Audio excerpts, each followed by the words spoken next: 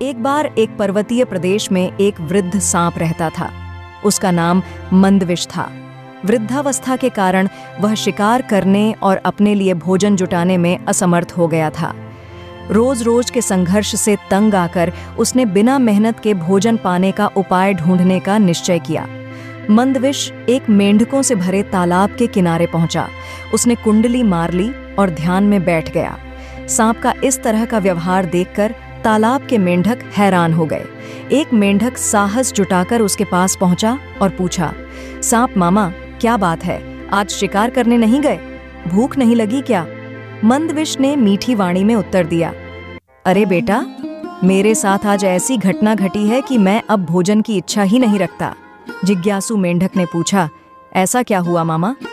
मंदविश ने गहरी सांस ली और कहा, आज सुबह मैं नदी किनारे भोजन की तलाश में गया था। वहां मुझे एक मेंढक दिखा। मैंने सोचा आज का भोजन मिल गया, लेकिन जैसे ही मैंने उसे पकड़ने की कोशिश की, वह दूर उछल गया और दुर्भाग्यवश मेरे दांत एक ब्राह्मण के पुत्र को लग गए। वह वहीं तड़प मर गया। क्रोधित ब्राह्मण ने मुझे श्राप दिया कि मैं अब से मेंढकों का वाहन बनूंगा। यही कारण है कि मैं यहाँ तुम सबका वाहन बनने आया हूँ। मेंढक ने यह बात अपने राजा जलपाद को बताई। राजा ने पूरी सभा बुलाकर इसे साझा किया। यह तय हुआ कि वे मंदविश की सहायता करेंगे और साथ में सवारी का आनंद भी उठाएंगे। सभी मेंढक साहस जुटाकर मंदविश के पास गए। पहले राजा जलपाद उसके फन पर चढ़ा। सांप शांत रहा। इसे देख बाकी मेंढकों का डर भी खत्म हो गया और वे भी मंदविश पर चढ़ गए। मंदविश ने उन्हें सवारी करवाई, करतब दिखाए और पूरे तालाब की सैर करवाई। सभी मेंढक आनंद से भर गए। अगले दिन मेंढक फिर सवारी के लिए पहुंचे, लेकिन इस बार मंदविश ने चलने से मना कर दिया।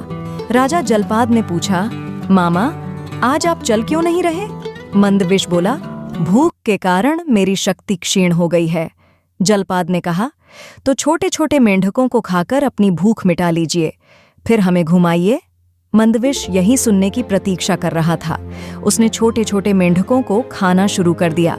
धीरे धीरे उसने कई मेंढकों को खा लिया। राजा जलपाद को आनंद में यह भी ध्यान नहीं रहा कि उसका पूरा वंश समाप्त हो रहा है। जब यह स्थिति गंभीर हो गई तो राजा जलपाद ने सभा बुलाई। उसने कहा, हमने बहुत आनंद लिया, लेकिन अब हमें इस स्थिति को बदलना होगा। मंदविश हमें खत्म कर देगा। राजा ने अपनी चतुराई से एक योजना बनाई। उसने सांप को समझाया, मामा, अगर तुम हमारे तालाब के बाहर के मेंढकों को खाओगे तो हमारी संख्या बढ़ेगी और तुम्हें हमेशा के लिए भोजन मिलता रहेगा। मंदविश को यह सुझाव अच्छा लगा। उसने तालाब के बाहर शिकार करने की बात मान ली। मंदविश तालाब से बाहर जाकर भोजन करने लगा। तालाब के मेंढक सुरक्षित हो गए और उनकी संख्या धीरे धीरे बढ़ने लगी। जलपाद ने इस संकट को अपनी चतुराई से टाल दिया।